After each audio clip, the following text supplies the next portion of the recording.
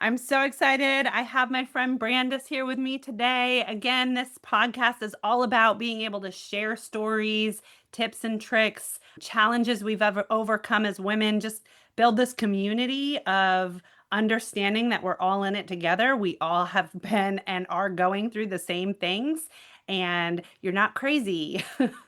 This is life. So, my friend Brandice, she's going to go ahead and let you know a little bit of her bio, and we'll start answering some questions from there. So go ahead, Brandice, tell us all about yourself. All right. Well, thank you, first of all, for having me here. I'm so excited to be here with you. So, a little bit about myself. I have probably 2 decades of experience now at this point in like mostly health and wellness industry. I'm very passionate about helping people, thrive and creating meaningful and sustainable change in their life. In my current role, I have the opportunity to be working with Amtrak, the railroad. So I am the well-being program manager for Amtrak. And so in that role, I mainly focus on kind of aligning wellness initiatives with the organizational goals and also just fostering that culture of well-being in the organization.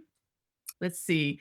I've had I've worked in multiple industries though. So not just in health and wellness, but sports psych, me and Tam getting our degree together. I've done some teaching. I've even dabbled in cybersecurity a little bit. But ultimately, I really have a passion for the health and wellness industry and field. And I'm a wife, I'm a mother to two beautiful boys. Yeah, that's so cool. I love that your background started with sports psychology and it shifted you into this health and wellness industry because they do really tie it together. Our Yeah. degrees, our master's degrees are sport and exercise psychology. So, that shift and that understanding is very similar. They go hand in hand. So I love that. Absolutely. And yes, we went to grad school together and we had just such a great time. That's how we met, and I love it. So let's start with the first question that I love to ask everyone is what personal challenges as a woman have you faced that shaped your journey and how did you overcome it? Mhm. So I'm going to answer this with us in a way that like I'm still kind of probably always battling, I guess you could say in a way. And I'll say imposter syndrome, whether it was from becoming a mom for the first time and being like, oh my gosh, but am I going to be a good mom? Am I going to know what to do? Or even professionally, a few years back, I was really in a space ready to like elevate and grow. My kids were getting older. They're a little, less needy, if you will. And so I'm like, all right, it's time to pour into me. I've got my master's degree. I've got my PMP, sir. I've got all these things. It's time to level up. And so I really started putting myself out there and applying to different jobs and opportunities. And I ended up in 1 year getting 5 interviews with what I thought were the top 5 companies of my dreams. Mhm. And ultimately, it didn't work out. And so, of course, that just refueled my imposter syndrome. Like, what's wrong with me? I had these things of success, but why is nothing happening? Yeah. Today, looking back, I can understand that those opportunities were not where God wanted me to be at the time. And so I would say that one of the things I love to say is God knows far better than I ever could know. When I think about those opportunities that I was so desperately wanted and so upset about not getting or not having, today, I'll just say probably if I got those roles, I probably wouldn't have a job based on where the job climate is today and the industry and all these cuts and all these changes. So I would say, as far as like, overcoming the struggles and the journey is like, it's so important to just trust the process. Yes. Trust the process. And a crucial point of trusting the process, though, is continuing to take action. Don't stay still. God wants to bless you. God has something for you, and it's only for you. Don't worry. No one else can take it. Like, he's not going to give it to somebody else, but you got to move too. And like, I think that's plus trusting the process will ultimately lead you to where you are supposed to be. And so that was a big, big story for me. I was like, when I was applying to all those things, and I look back today and I'm like, oh my goodness, if I would have got those, I don't think I'd have a job today. Yeah. I'm in a role that I love. I've got a promotion last year. I can still be flexible in my work. I have all these amazing things. And I was like, and that's what you think, right? You like, I need this over here.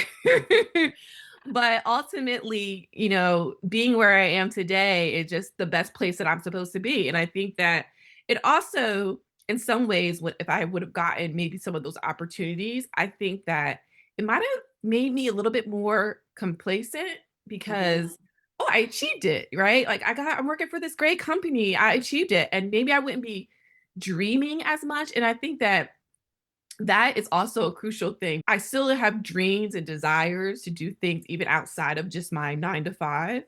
And Mhm. I think that's also an important part because I believe God is calling for me to do more than just my 9 to 5. And if I maybe got those other opportunities, oh, well, I achieved this. Let me just stay here. I make good, decent money, whatever, whatever. It just leave you feeling kind of like I'm doing good enough. So why keep trying to do more? Yeah. Oh, there's so many great nuggets in that. To start, the whole imposter syndrome, I mean, that's a real thing for all of us, right? It We all is. struggle there. And how do we shift out of that mindset? And part of what you said was when we fail, we get into our head, we start questioning, doubting, having these fears, these worries. What's wrong with me? Yep. Why not me? And Yep. especially when there's failure after failure after failure, Mhm. I can relate. Yeah. Literally have gone through that same process of not getting the job 5 Mhm. to 7 interviews later, and Yep. I'm like, "What?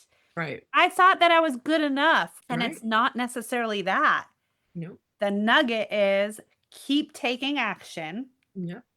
Even if you continue to fail, Yep. learn from those failures and Yep. keep pushing forward because that's not necessarily for you. The thing that is for you is out there. Yep. It's not going anywhere.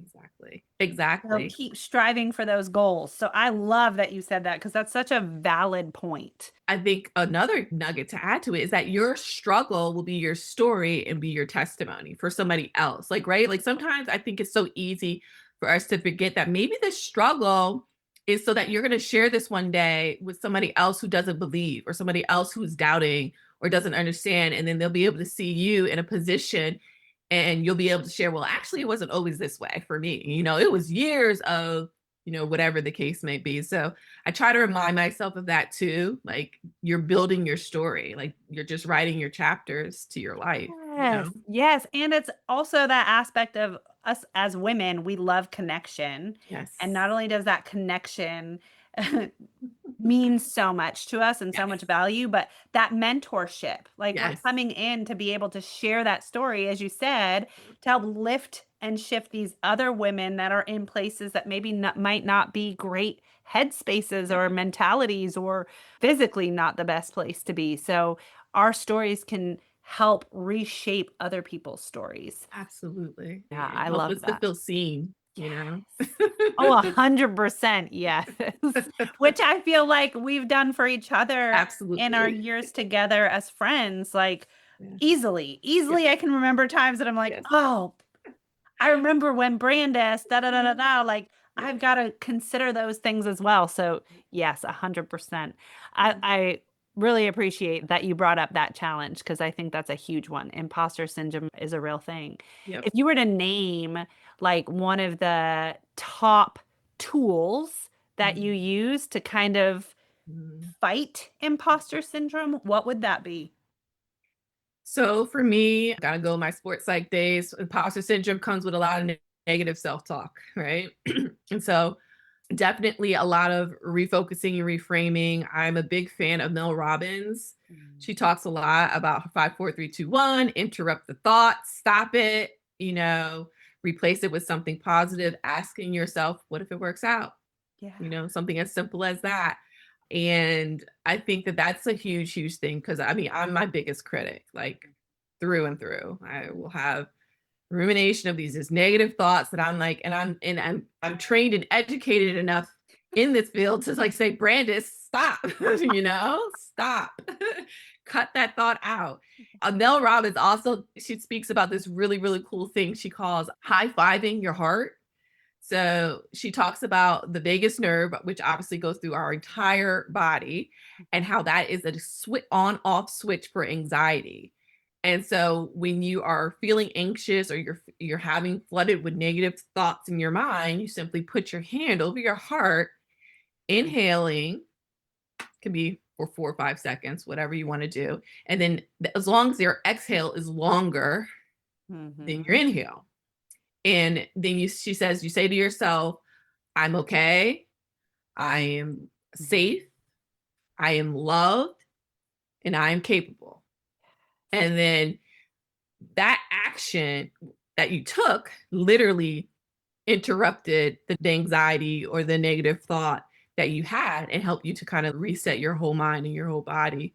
And so that's something I'll do also to kind of just try to come back to the present, come back to the now, Yes, all yes, those kinds of things. the what if, Yeah. asking yourself the what if, and then shifting to let's high five our heart. Let's get ourselves back Mhm. in this space where our emotions aren't taking over, right? And Right. making us spin out of control with these thoughts, but instead put us in this neutral space that allows us to then, because we as women have to remind ourselves, right? If anybody's negative on ourselves, Yes. it's women, and societal norms don't help that in any way, shape, or form. So reminding ourselves that we are capable, that we can handle hard things. So Yes. I love that. That is She so says, huge. she says, don't go neck up.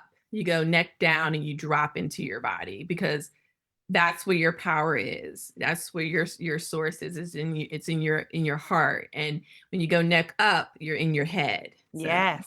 Yes. And we all know that can take us in poor directions when we're emotionally with right. it. Dealing with the hormones like we were talking about earlier, right? So Yes, yes, the hormones. And just like you said with the physiology, like yes. if our heart rate is high, Yeah. there's tension in the brain. We're not thinking very adaptive in that moment. So, yeah, go down.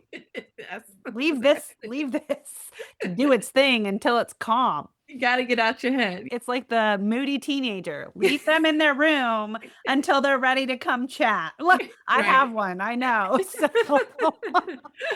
we didn't have time to chat about that, Brandice, but we will later. Yeah. Okay, let's get into this next question. So, what has been one practice or mindset that helped you build resilience and keep pushing forward, especially in the face of adversity? Well, I mean, kind of like what we kind of just said earlier, positive self-talk is huge. You know, leading by my faith, trusting that the process is going to work out, that things are going to work out, and keeping, continue to just take that action, right? And keep moving and keep doing because ultimately, I just feel like it's when you stand still, it's Mhm. kind of like you just get stagnant and you can get stuck in that cycle. And so, even when things aren't working out, even when the answer is a no, you reframe that no into not yet, right? Or the next thing. And because I also, one big thing is that I started reframing no to feel positive about because you can either have silence, you're getting nothing, or Yeah. you can be getting no's and meaning your action and something is happening in your life. And so I think like reframing no as like, oh, great, another no, but on to the next, is way better than nothing's happening for me. I'm Yeah. not getting any no's. I'm not getting anything. So don't focus too much on like, is this gonna work out? Is this gonna work? Just focus on taking the steps, focus on taking the action. And just one thing. And if you have to reset every day, that was another tactic I said to myself. Like I set goals and maybe I fall short, but you know what? You can actually reset every single day. It's Yes. okay. Yes, a lot of times, especially as women, we go, that didn't work out. It wasn't meant for me. Like, there's no opportunity there now, but that's not necessarily the case. There Not are still options. It's just a matter of constantly taking action. And like you said, seeing that no as that is not necessarily a no, now stop. right. It's a no, now what? Yes. Keep going. And then another thing is being conscious of the things around you that suck your energy. So for me, I need a Mm. clean environment, but my house definitely does not stay clean. Two boys running around. but I know the mental load it puts on my mind when my environment is not organized. And so sometimes, even in the past, when I've coached people, we sometimes step away from the actual goal and say, let's set up the space so that you can even be in the right space to try to achieve said goal. And so that's kind of knowing your triggers, like, Hmm. oh, if I just let this laundry pile up for 4 weeks, I'm going to just put myself in a cycle of negativity because now I'm overwhelmed and now I already felt bad in the first place. And now this is just feeding the cycle of this. So when you can step outside and say, you know what, I probably feel really bad because I need to go organize. I need to go wash some clothes. I need to go do something. And so sometimes taking the pressure off of like the actual goal maybe is to, I don't know, apply to 5 jobs, but you can't do it because your house is a mess and you can't think straight. Well, stop. Don't worry about applying to 5 jobs. Worry about organizing the house. And then that's going to ultimately also make you feel better. Once you feel better, you get a clearer mind to be able to do that. So I think that that could be different though for like everybody, whatever those kind of triggers are that help them to get a clearer mind and a clearer space to Yeah. be able to like, actually attack and do their goals and things Yeah. like that. I think the whole aspect of stepping away Mhm. and seeing it from a broader perspective is really good. I hear you with the cleaning your area before you do the thing. For Mhm. me, it's more of like, go do the workout. You know you want to, you know you need to Mhm. move Yep. your body before you can Exactly. really get into that mental space of doing the thing. See? Yep. So, Love it. yes, yeah, and knowing yourself, right? That self-awareness of who you are, what you appreciate, what you value. I think that is a huge struggle Mm. people don't really tap into is identifying what do they value because values lead to beliefs, which lead to actions. So if your actions are out of sorts, maybe it's because you're not living in your values, which you kind Absolutely. of spoke of with the actions of the goals, right? So I think that's such a huge proponent of it. Yeah, That's definitely. really good. I love that. And Mhm. hopefully women take away like, let me take a step back. Let me identify my values Yeah. before I keep, if Yeah. something's not working and you're banging your head over and over. Yeah. Yeah. Exactly. Don't Come stay in out. that cycle. Step out. Take the pressure off of yourself. I mean, if you're a woman, you already have a lot on your shoulders anyway. So just step back and reassess for Yes. sure. What a great just little nugget. I love that. So in hard moments, then what do you do to keep calm and reset? Mm. Well, if I'm not high-fiving my heart or praying, I definitely have what's called a war room in my closet. So I put prayers all up and through my closet. Another way of like creating a safe space I love of that. just letting it all out or building myself up or preparing for something big in my life. Like that's really helpful for me is having that space in my home. Yeah. So I think in the hard times and the times where I just don't know, I don't have the answer. I definitely go to the war room, write, pray, meditate, and kind of do those things because, ultimately I, try to just stay in gratitude and positivity and again, kind of reinforcing that positive self-talk in that space. But sometimes you need a space where you can just also be like, I'm not happy. I'm Yes. upset. And for me personally, when I pray, I feel like I can let all of it out, in a safe space, in a safe way, in a healthy way, a way that's not where I'm just spewing all the negativity and then just cycling. I'm like releasing it with the intention to work through it. Yes, the release is the biggest part. Now, So after I saw the movie, I don't even know how long ago I saw the movie. I you was know like, what oh, movie I'm it gonna do a was? war room in my closet. Like she Yeah. called it a war room. Yeah, it's a movie. I forget what year it came out. It's a really old, like not a recent Yeah. movie. Do you remember the name of the movie? I think it's called War Room. Uh, Let me see if I can That's Google it. wild. That's Yeah, awesome. So they have a room that they dedicate to just it's the get, closet. It's their and it's closet. and it's getting out all your negativity. So you're Yeah. basically battling yourself. Yeah, it's a religion. It's based in like, Christianity. I will say that. So it's like a prayer room, but yeah, you can literally put your prayers, you put and one of the beautiful things about it, your prayers, your goals, your worries, Such an amazing feeling when I go back there and I see what I wrote like 5, 6 years ago, and I see like, "Oh my gosh, I did all of this." Like, or, I praying for someone who may be ill or sick and seeing like they're on the other side. Like, it's so man, it's powerful. It is powerful when you put pen to paper and you write it and you post it and then you go back a year later or something, you're like, "Oh my goodness, that's what I was thinking," or "That's what I wanted," or to reflect on all of those things and to see where you are in the present day. Oh, it's pretty amazing experience. So even if you're not like religious, I encourage you to still, put your goals up, put your dreams up, put your even anxieties or doubts or concerns up, and watch how life moves through each of those areas for you. It's powerful. Yes, yes. Mhm. So that whole title of War Room, I love that because it Mhm. is where you're battling the Yes. things. The Oh, thing. oh, Yes. I love it. Yeah, I yeah, do yeah. love that. It's That definitely my anchor, it's my anchor for life when I don't know anything else. I know the war room is there, and I kinda like how you fight those battles. can you think of a battle that has really shaken you that you have now seen in there in that war room that you're like, "Oh, like I worked really hard through that." Ooh, that is a great, great question. Hmm.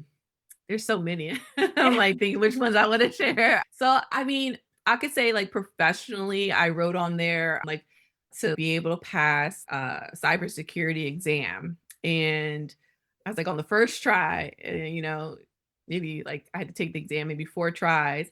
But the thing is, like when I see that, and like I said, then I'll go back and see it like a year later. I'm like, oh, but I did that. That's gone. That's, check. Yeah. And so it's the same thing with like my kids. Like I'll put things on there, for, you know, prayers for them to be safe in school, prayers for them to, I think I wrote something about my when my first son was born, I want him to be able to like read and know all his ABCs by kindergarten and just very certain specific things. And I'm like, check, Yeah. Uh, Yeah. so just even in praying or preparing things for my family, there's just definitely been I'm trying to think of something though that's like there's just so many. There Yeah. really is. So there's so many. I mean, even I could say even when I was looking for a job, I was fortunate enough to be able to resign after having my first son and spend some time being a stay-at-home mom for a few years. And then I was like, talk about imposter syndrome. Okay, I gotta try to get back into the workforce. And so I'd write my prayers on there to try to find something, good pay, all the different things that I really was looking for in my industry, something I liked. And so I was fortunate enough to eventually find something. And again, I go back and I look at that and I'm like, wow.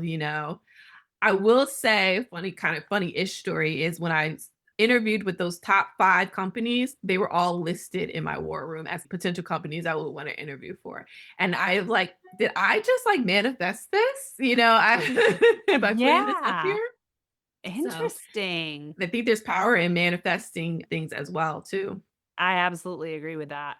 I know this is a while back because I know it was a while back for me too, because I was a stay-at-home mom for a little bit.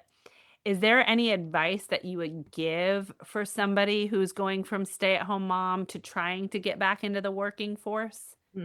That's a great question. I will say the good thing is that LinkedIn specifically has made some changes and improvements to now where you can add that to your profile. It doesn't have to look like a gap in work. Tips, though, I would say, if possible, if you are a stay at home mom, try to still maybe volunteer Mm, or, maybe even get a certification, kind of do little things to keep yourself competitive in a way. I think, though, to be honest, if you're a stay-at-home mom, you're already a project program manager, right? You're already killing it in that field. yes. And so there's a lot of strengths that can be taken from that. I can remember when I would interview with people after coming off of being a stay-at-home mom, I would often tell people, like, yeah, I resigned and took on the hardest job of my life. And they're like, oh, what? I became a stay-at-home mom. And they're like, oh, yeah. So I really would speak to it with, highlighting it that is actually a plus. It's a perk. It's not something that should be frowned upon. But I think the best advice I can give is just try to do those little things to kind of keep yourself learning. Yes. Whatever that is, just learning. You're always learning. Like, so when I was stay home, I did create my own company. I created my own LLC. I did some coaching. I did some things on the side to kind of be able to, because I didn't want to have that gap, right? I wanted Yeah. to show that I was still doing things besides just being a mom. Not that that's not enough for any women out there. You are more than enough if that Yes. is all that you are doing.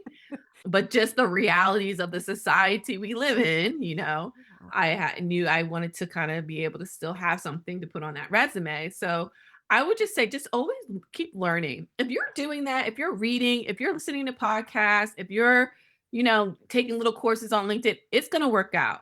Mhm. It's just when you start to, I guess I could also kind of speak to this now, but you might ask me a question later. It's like, don't forget who you are. You're still a person.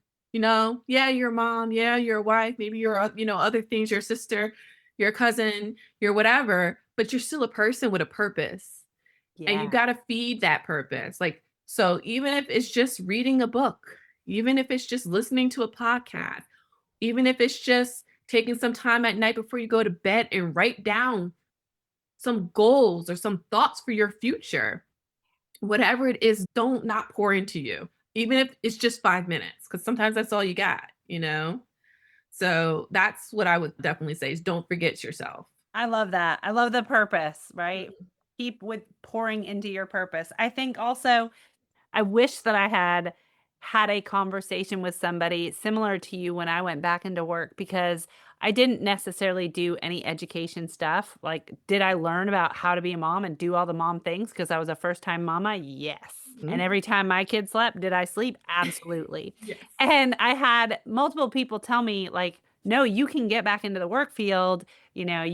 That's easy. You worked so hard as a mom being a project manager and doing all the things, but I didn't know how to, and this is something you said, I didn't know how to explain that. And I Mm, wasn't confident enough yeah. to explain it in detail as like, no, I didn't. You see that gap. I was a stay-at-home mom, but here's what I was doing. I Yes. was a project manager. I Yeah. was a full-time Household manager. scheduling, time management, right? Like, what Yes. are those specific buzzwords Yes. that you can use to describe what you are doing? And nowadays, like the fact that you're saying, maybe consider doing some education. LinkedIn does have great classes and courses you can take. Yeah. So do a lot of colleges, like Yeah. free courses Free. that you can take that's either based in AI or based Yes. in computer text type stuff. Oh, So yes. there is so much that you can do. And I will tell you, ladies, there is time between nap time, you getting your nap in and working out. You will have time, especially when they're super little, to Yes. do those kinds of things. Yeah. Even as they get older, they're either still taking naps Yep. or Mm, they need some alone playtime yeah. because entertaining your kids the whole time, it's so much work. And it doesn't create that independence as much as necessarily is needed. Absolutely. You Absolutely. can read a book while your kid is playing Yeah. and keep an eye on them. It's Right. Or okay. put your headphones on, listen to the podcast, right? Yes, yes, absolutely. Yeah. Or even like share it with the kid, right? Like listen Yeah, to the that's true. podcast together with them. I mean, That's so underrated. Oh my goodness. Can we talk about that? Because like even cleaning up or doing things and not incorporating the kid because you just want to get it done real fast and do it. But like there's so powerful in like accomplishing the task and incorporating the kid in it at the same time. yes, yes. Yes. I didn't do near as much as I should have with my Neither did I. 14-year-old. So take it from me, please, everybody. Start Teach young. them while they're young. Include them, right? They Yeah. do find purpose in being a part of what you're doing. Yes, they do really like to be helpful. And I mean, while they're young, the most that they want from you is your time. They just want to be up under you, doing what you're doing. They're curious. And Yeah. most of the times, I'm probably gonna talk about this a little later, but we're on autopilot and we're just like, we don't have time for this. We gotta keep going, but you gotta slow down sometimes. 100%, 100%. Taking intentional time with the kids. Yes, I understand that you want to be playing with the kids all the time, entertaining them, but they can be a part of your process. And then you schedule, here's an hour where I get on the floor and I play with you. You show me. Yes. But the rest of the time, they can be doing things with you by themselves, right? That intentional time is the time that you give them and dedicate to them. Because in life, you're not going to be able to give them 24/7, especially if you want balance. Yeah. Right. Your life, mom life, wife life, there's just so much and it's hard. And you've got to learn to set that boundary. Yeah. That's a big one. What would you tell younger women or women currently facing similar struggles that Mhm. you've overcome?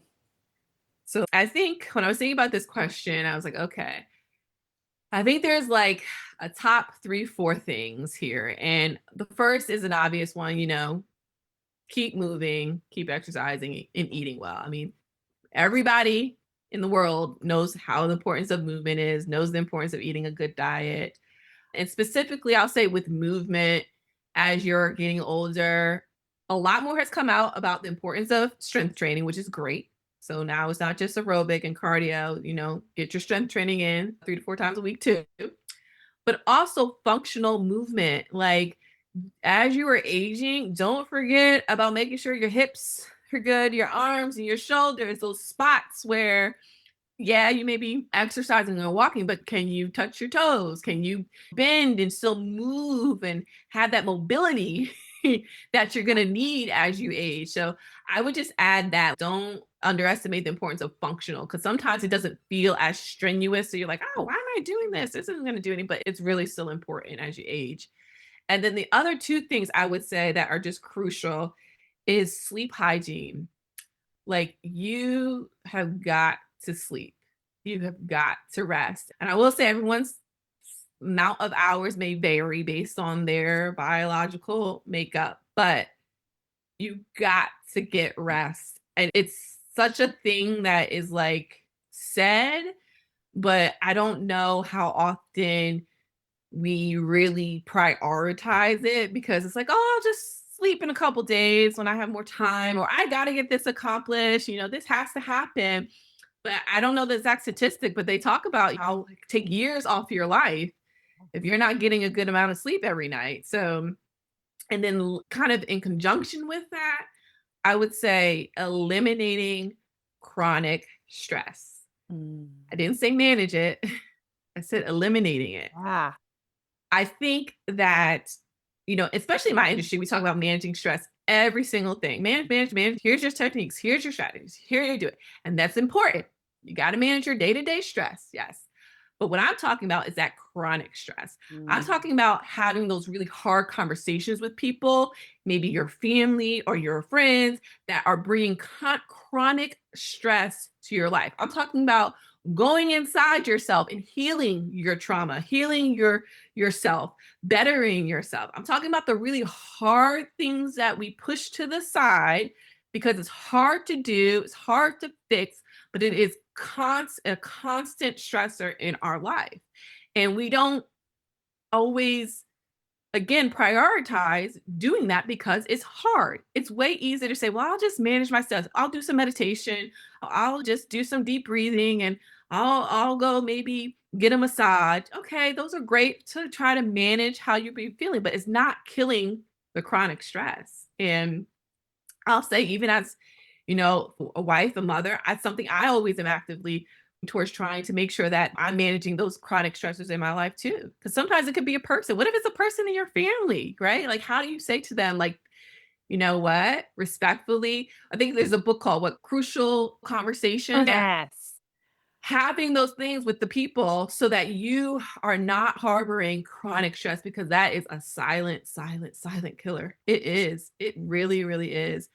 And so much out there, so much information is about managing stress. Yeah. And very rarely do you hear people say eliminating Yes. stress because it will kill you.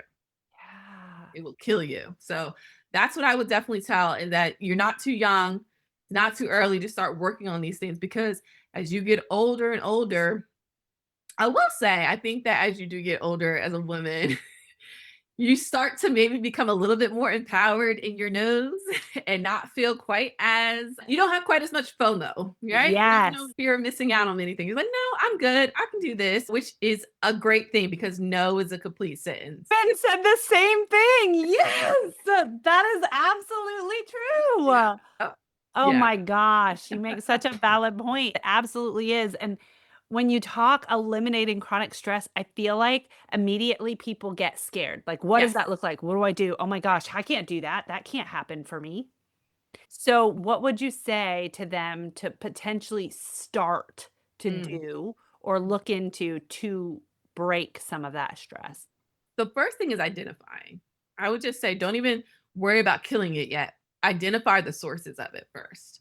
Because another thing, I think you hit the nail on the head when you said they get scared. And so, what do we do when we get scared? We put up our defense mechanisms. We start deflecting. We start doing this and doing that. And we don't really answer that hard question of what is causing chronic stress in my life. What if it's my job? Oh my God, I can't not work. I have to get money. What if your job is causing you chronic stress? And so you're gonna say to me, like, Brandice, I can't quit my job. What do you want me to do? Yes. Well, to that, I would say it's a process, right? It is a process, but you have to identify it as a source of chronic stress for you first. Okay, you've identified it and you've now said to yourself, I cannot continue. This job is going to kill me if I continue on. I have to do something about it. So once you start taking those steps and doing something about it, then something can be done. But it's that negative self-talk that we instantly have of I have to have a job. There's nothing I can do. Yes. That limiting belief, you know, Mhm. that traps us. And so I will go out on a limb and say, I'm sorry, I don't believe you if you tell me there's a chronic stress in your life and there's just nothing that can be done. I will challenge you. I'll push you on it because maybe you have a horrible health diagnosis that is out of your control, but that doesn't mean your faith has to die. That doesn't mean you have to just roll over and say, I can't do anything, right? It's over, it's done. So I would just say always remember that you are capable, like kind of what we talked about earlier, right? That it's not the uncertainty, it's not the anxiety or the doubt, it's that you are capable of dealing with it. You are Yes. capable of handling it. You gotta do Identifying that. first. That's a huge one. Identifying it, writing it down, and then figuring out how to take the actions. Yes. And it might not be the hard action of like, the job's not for me, cut it. I Right. have to leave. There can be other options. Yes. You just have to be comfortable Correct. with saying it first. Saying it first, Woo! identifying it first. And Yes. it's saying that you're gonna do something about it, and don't be in that limiting mindset of, "I can't do anything." You Mhm. know, it is what it is. I have to live with this chronic stress. No, no, you can take steps to eliminating. I'm not saying it's a light switch that you just eliminate it, but you could take steps to really cut it and get it out of your life. But it's hard, you know? We're humans. We don't always like to do hard things. That's right. That's the right answer right there. Absolutely. We don't. But Myself we're included. yes. But we're challenging Yeah. everybody. Please Yes. Yes. try, face it, see what happens. You'll be shocked. You'll be shocked. Even if you just take that step, let's just say you take the step and you're like, okay, it's my job. I can't do anything about it, but I've identified it as a chronic stress that I do need to do something about.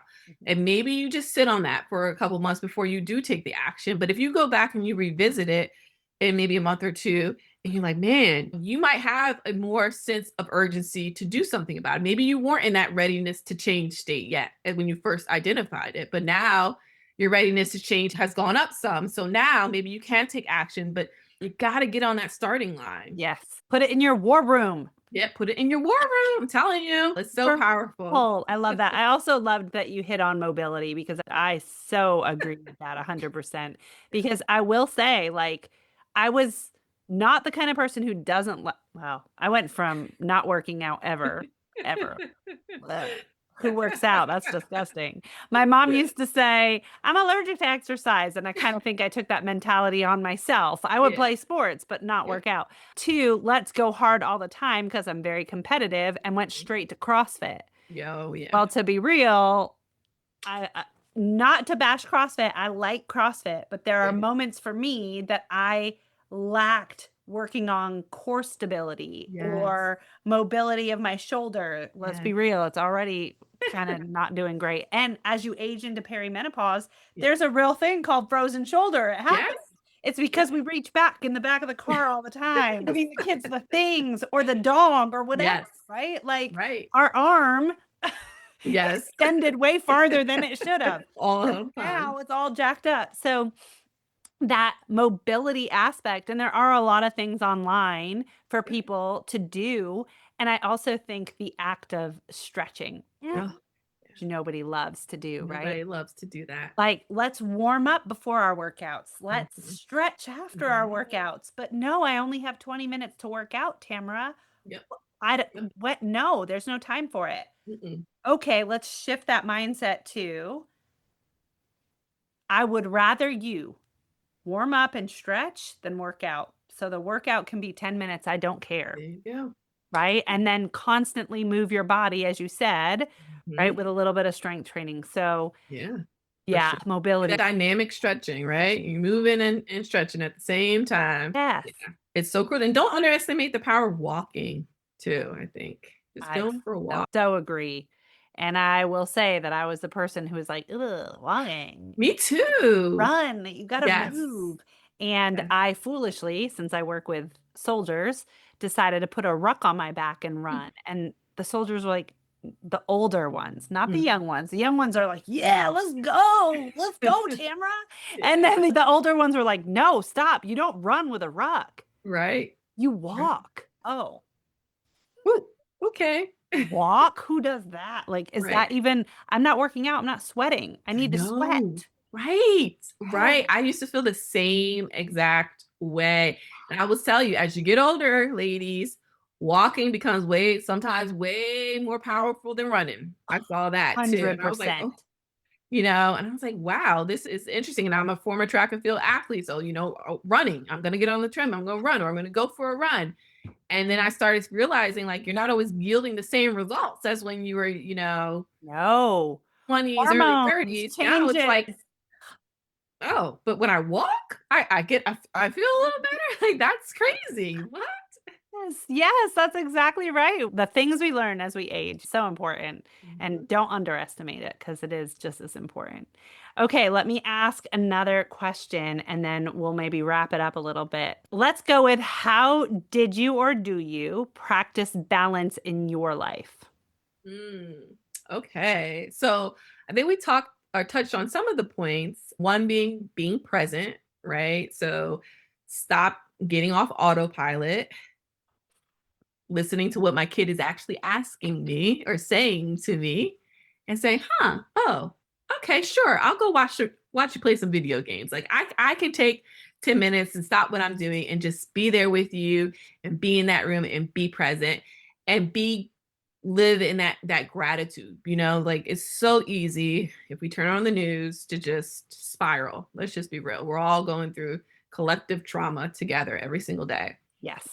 And one of the biggest tools I can say to help battle that is just being present and being grateful for the things that we have. Because I feel like I have far more than I deserve. And I am just grateful for the little things. And so that is one way I try to keep myself balanced, since it's being present, being grateful. I said it before, saying no.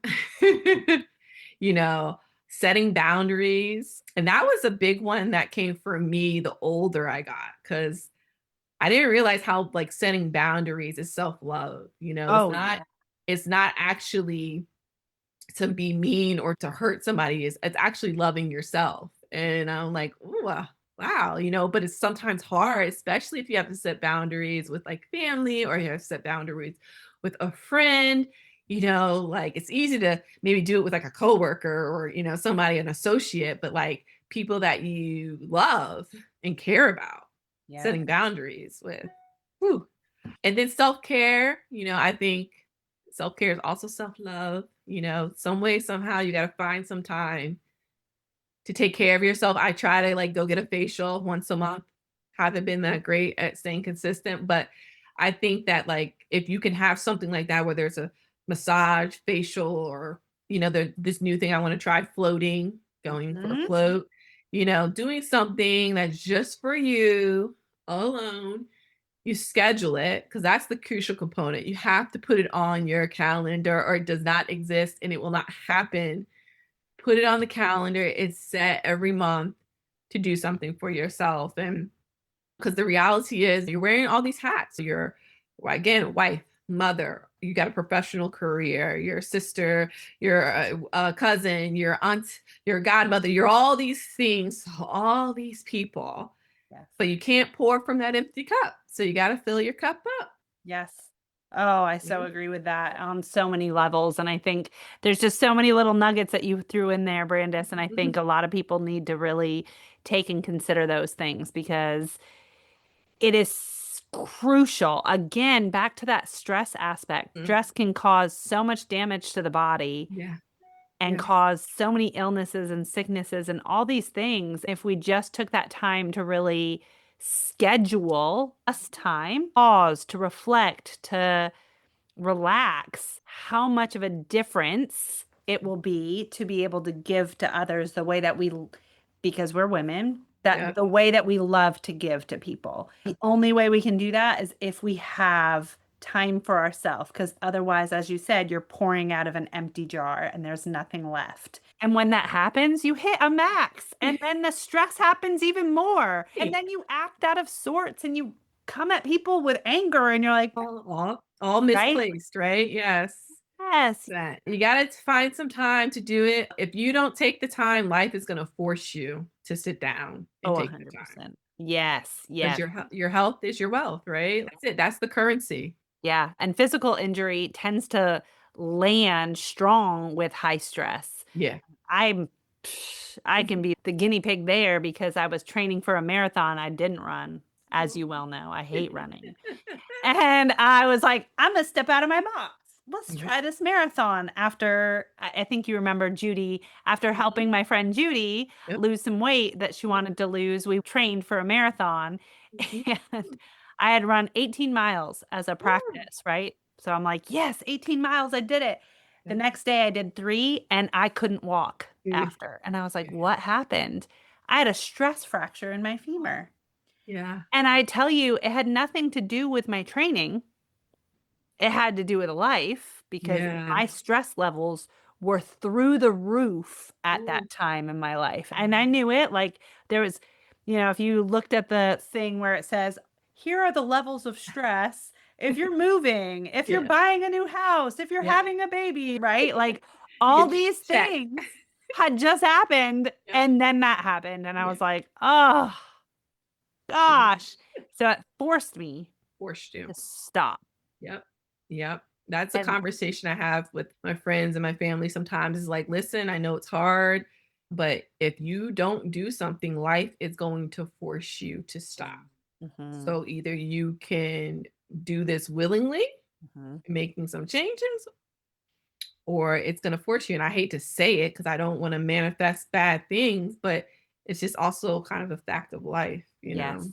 yes, and the fact that what I love is that you're open and willing to tell family and friends that, Mhm. because you do have that knowledge and understanding and background enough to say, "Hey, I'm telling you." Yeah. Not that they listen because 'cause they're family, and like, I tell all my family those Yeah. things all the time, and they're like, "What? Yeah. I didn't hear it from you. I heard it from this podcast. Oh, I heard it from this," yes. right? Right? That's okay. We love them. That's part of the process. Yes, the most important part is that they ingest it and they get the information, so No yeah. doubt, 100%.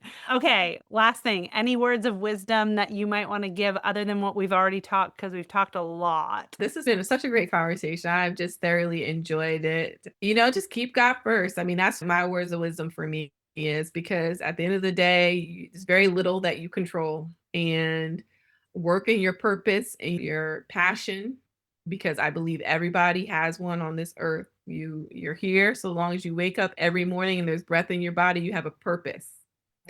So, just try to feed it and to stay focused on it and love yourself. Remember you're loved, you are safe, and you are capable. Yes, Oh, I love that, Brandice. Thank you so much. I absolutely loved having you here. It's been such a pleasure chatting with you. Yes. I knew that everything that you were going to give was going to be phenomenal because I know Thank you. you. I Thank you for having me on my first podcast. So that's my accomplishment to hopefully many more to come in the future. Yes.